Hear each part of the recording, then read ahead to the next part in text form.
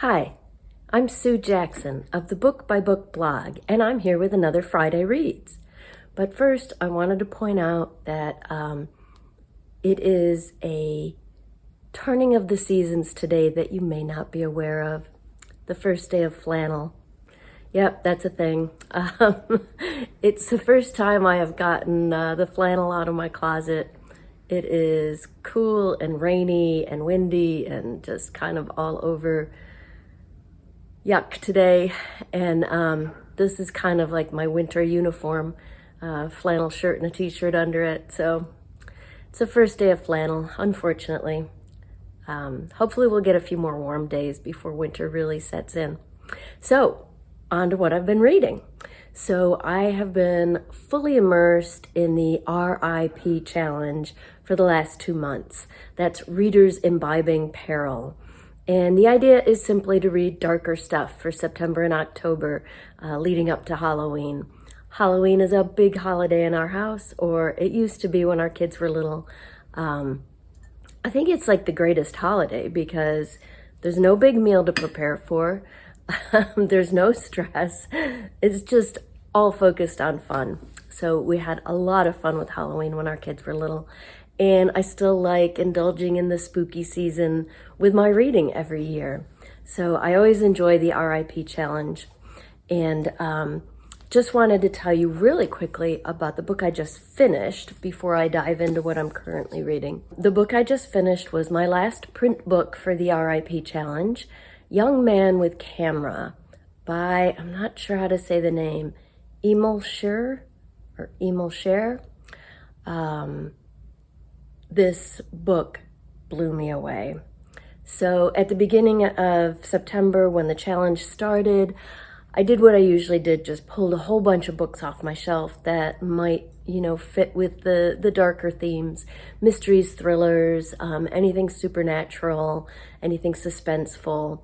And I also pulled books off of, I've got a separate shelf for middle grade and young adult books that I was given for review. And it's embarrassing to admit many of these are really old. They've been sitting there for much too long. This was one of those, and as is often the case, when I pull some of these older books off that shelf, it was a real hidden gem. This book was released in 2015, and is just a really powerful story. It's about bullying. It's a teen YA novel. The main character is 13, so maybe older middle grade readers as well, although it is fairly violent because the bullying that the main character puts up with is pretty bad. And actually, during the course of the book, it actually becomes criminal. So the main character has scars on his neck and face from getting burned when he was a little boy. So he doesn't talk an awful lot. He's very withdrawn, but he has one best friend, Sean, and he has his camera. And the book is written in the first person from the narrator's perspective, which is really, really unique and wonderful. So let me show you. But the book also contains photographs, real photographs, that are what the pictures the narrator is taking as he tells the story. So it's a very unique book, uniquely written, but also uniquely designed with the photos in it.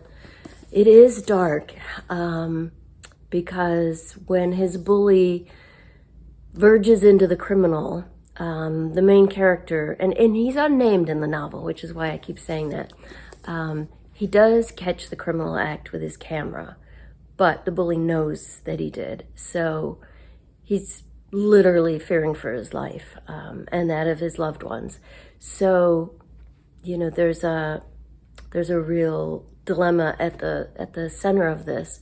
There is suspense, but mostly it is just an emotionally powerful book. I loved it. It really blew me away. One of those books that I finished and like immediately wanted to start back to the beginning and read it again. So that was Young Man with Camera. I just finished it and I highly recommend it. And now I am reading Hamlet by Maggie O'Farrell, an author that I enjoy. I read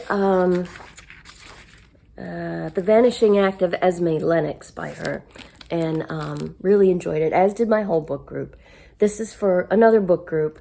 And, you know, this book, you've probably heard of it. It's gotten a lot of press and a lot of people talking about it over the last year. It was one of the New York Times top 10 books of 2020. It's about the title character, Hamlet, is actually the son of Shakespeare. So it's based on real life, but it is a fictional story. And I don't know if you can see this, but the subtitle is A Novel of the Plague.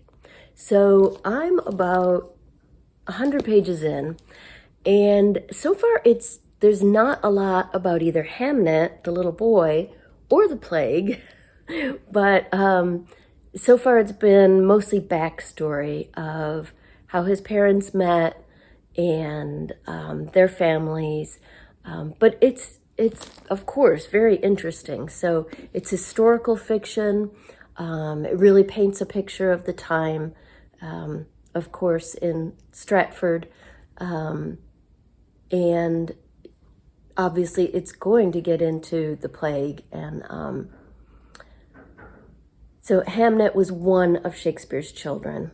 So that's what it's about so far. I'm 100 pages in, but like I said, it's very much so far about their families, about the times and the place, and I'm enjoying it so far. Looking forward to talking about it next week with my book group.